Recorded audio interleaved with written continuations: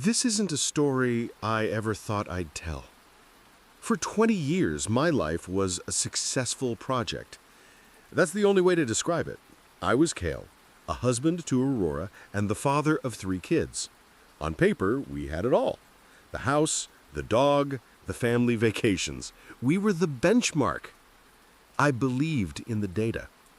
Every scraped knee, every bedtime story, every bit of pride at a school play. It was all real to me. It was the foundation of the entire structure. Then, in a sterile hospital room, that foundation was systematically deconstructed. After 2 decades of marriage and raising 3 children I loved, a single piece of paper presented me with a new and devastating truth. According to the data, none of them were mine. This is the story of how my perfect life was revealed to be a perfectly executed lie. It started on a ridiculously normal Tuesday.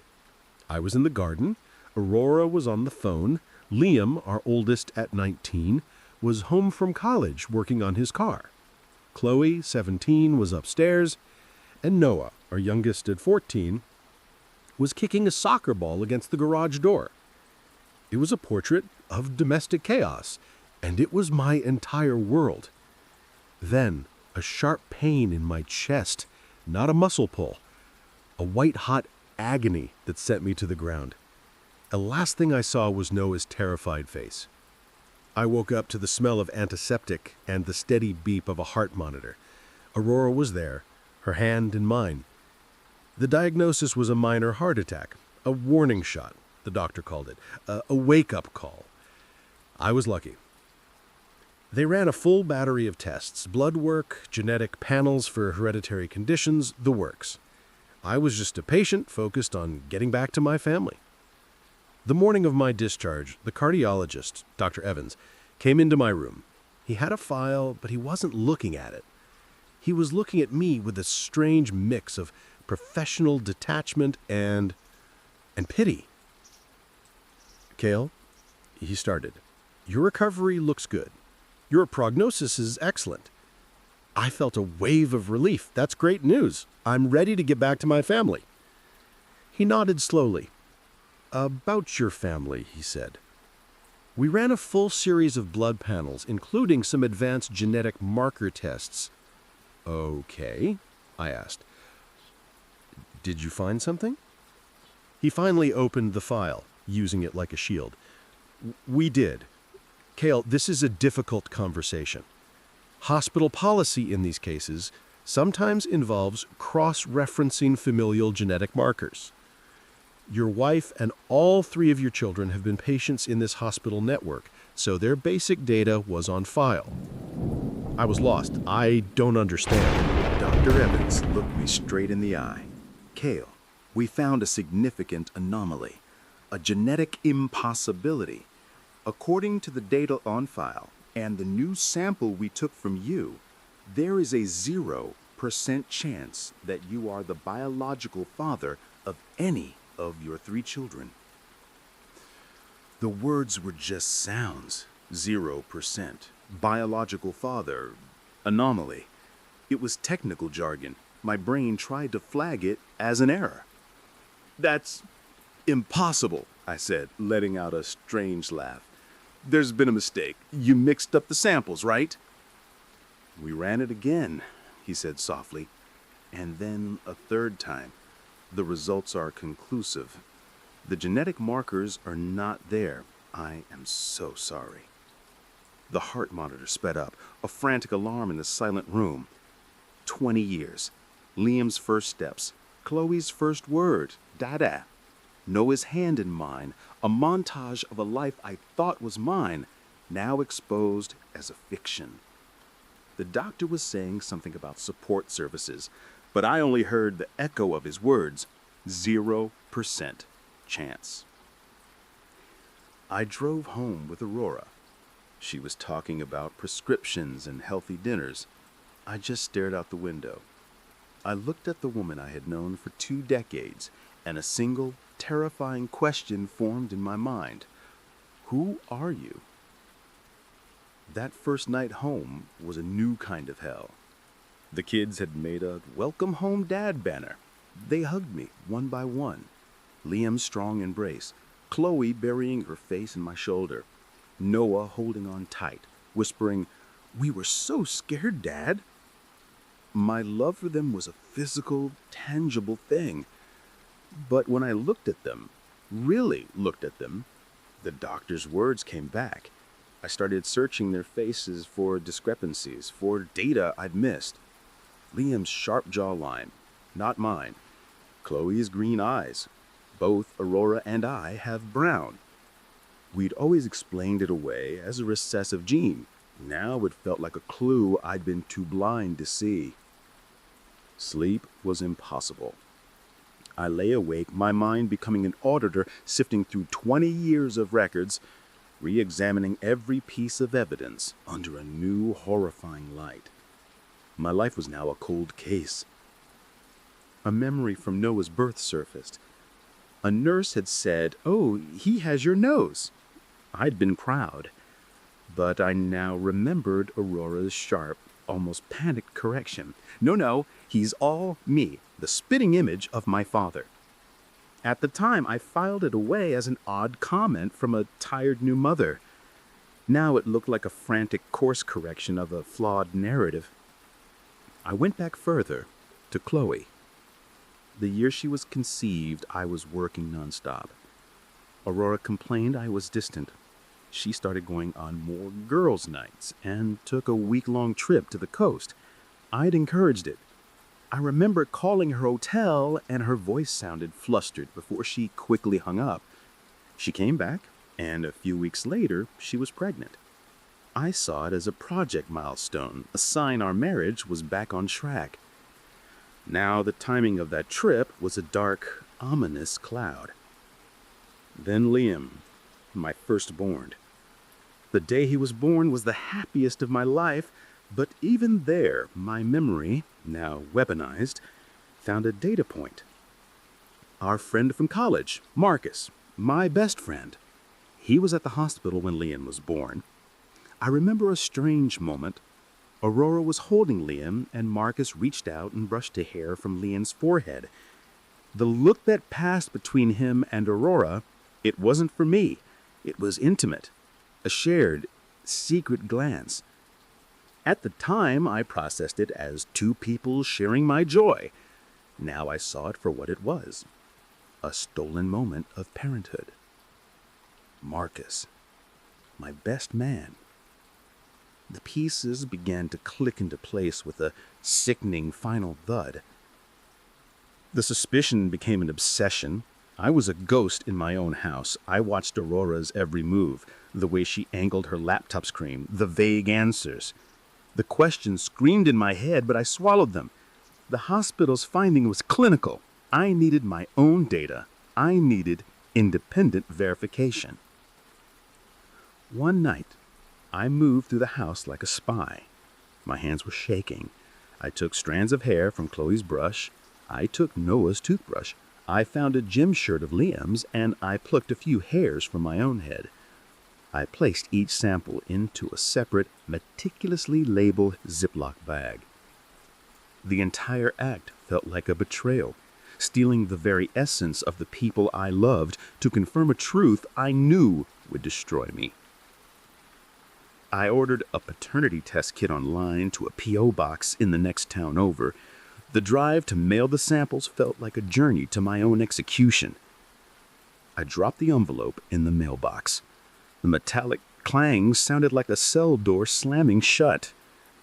The week of waiting was torture. I was an automaton. I went to work. I sat at the dinner table. I smiled. I nodded. I played the part of the man I was a week ago, but inside I was screaming. Every moment was tainted. When Liam clapped me on the shoulder and asked if I was feeling better, the gesture felt like a brand. I was an actor waiting for the final curtain. The email arrived on a Thursday afternoon. I was in my home office, staring at our family photo at my desk, the five of us on our last vacation, tanned and smiling. A perfect picture of a perfect lie. My phone buzzed. Subject line: your DNA test results are ready. Time stopped. My heart began to hammer against my ribs. I clicked the link, entered the case number, and a PDF loaded. Black text on a white background. No emotion. Just cold, hard science. I scanned past the jargon, searching for the bottom line. I found the first table. Child 1, Liam. Alleged father, Cale. I followed the line to the final column. Probability of paternity, 0%. A wave of dizziness hit me. I gripped my desk, my eyes dropped to the next table. Child 2, Chloe. Alleged father, Cale. I knew it would say, but I had to see it. 0%. A sound escaped my throat, a guttural, wounded noise. One more. Noah. I found the third table. Child 3. Noah. I closed my eyes. For a second. 0. The screen blurred. 3 tables. 3 children. 3 zeros. It was a statistical symphony of my own destruction. The final, irrefutable proof. My entire adult life, every sacrifice, every dollar. The grief was a physical wave that crashed over me. Then came the rage. A white-hot, volcanic fury at Aurora, at Marcus, at the universe for its cruel joke. I looked at the family photo. The smiling faces mocked me. I picked up the frame, my hand shaking, and with a roar of pure anguish, I hurled it against the wall. The glass shattered, just like my life.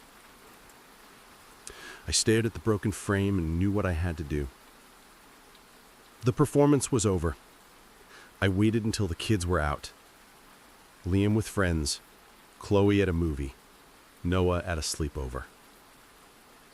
The house was quiet, the eerie calm before a demolition. Aurora was in the living room reading. She looked up and smiled as I walked in. "Hey, honey, feeling okay?" That smile. The one that had been my safe harbor for 20 years, now it was a grotesque mask. I walked to the coffee table and stood over her. "We need to talk," I said. My voice was unnervingly calm, a voice I didn't recognize. Her smile faltered. "What's wrong?" "I know," I said. "You know what?" she asked, a tremor in her voice. The audacity of it made my blood boil.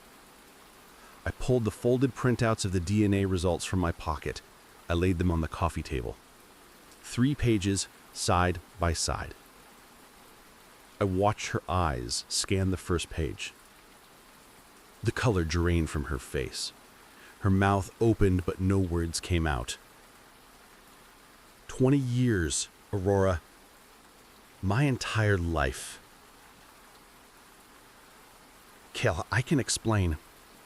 "Explain?" A sharp, bitter laugh erupted from me. "Explain the 0%? Or that one? Or this one?" I tapped each page. "Explain how you looked me in the eye every day for 2 decades and lied. Explain how you let me love them, raise them, pour my entire being into them knowing they weren't mine?" Tears streamed down her face. "It's complicated." "Complicated is when we can't decide on a vacation spot," I roared, the calm shattering. "This isn't a one-time mistake. This was a strategy, a career." "I was going to tell you," she sobbed. "When?" I demanded, leaning over the table. "When? When they were graduating? On my deathbed? Or never? That's the real answer, isn't it?" I was scared, she cried. I was young and stupid, and I make a mistake, and then another, and then it's just too late. I loved you. I didn't want to lose you. Love? I scoffed, pacing the room. Love is honesty, trust. You used my love as a shield to hide your betrayal. That's manipulation. I stopped and faced her. Who have their fathers? She shook her head, sobbing. It doesn't matter. It doesn't matter, I bellowed. It's the only thing that matters. Who is Liam's father? She wouldn't look at me. Who is it? I insisted, my voice dropping to a menacing growl. Was it Marcus? Her head shot up. The panic in her eyes was all the confirmation I needed. My best friend. My best man. You let me name him my son's godfather. The depravity of the system was staggering. It was just once, she cried. It meant nothing. And Chloe, I pressed on, my heart a block of ice. Was that on your girl's trip to the coast? She stared at me, mouth agape. How could you know that? Because my whole life is a lie and I'm finally reading the fine print, I shot back. It was a stranger, a random affair, a pathetic attempt to feel desired. And Noah? I asked now with a hollow voice. She looked away in shame. No, she whispered. No, it wasn't Marcus or a stranger. Then who? It was David, she choked out. David, our neighbor, the guy I borrowed tools from. The web of deceit was bigger and more tangled than I could have ever conceived. My entire world was contaminated. I felt nothing. The rage was gone, replaced by a vast, empty coldness. The woman in front of me was a stranger. Get out, I said, the words falling like stones. What? Cale, no, this is our home. The kids, they are not my kids, I screamed, the horrible truth finally spoken aloud. They are living, breathing monuments to your betrayal, and this is not our home anymore. It's a crime scene. I walked out of the room, leaving her crumpled on the sofa. I went upstairs and started throwing clothes into a duffel bag. My hands were steady. The truth, as devastating as it was, had brought a horrifying clarity. My life as Cale, the happy husband and father, was over. I had no idea who I was now, but I couldn't be that man anymore. I drove until the city faded and ended up at a cheap motel. The room smelled of stale smoke and disinfectant, the opposite of my home. My phone started buzzing. Aurora. I silenced it. Then the text started. Cale, please come home. We can fix this. Don't throw away 20 years. I laughed. She hadn't thrown it away. She had ensured it was never real to begin with. The next day, the texts I was dreading arrived. From Chloe.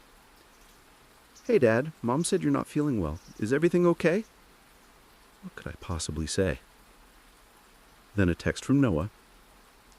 I miss you, Dad. That one broke me. All the anger vanished, replaced by a deep love. A deep paternal love for that boy. For all of them. How do you turn that off? It's a switch that doesn't exist. They were my children in every way that mattered. They were mine. And yet, they weren't. The paradox was tearing me apart.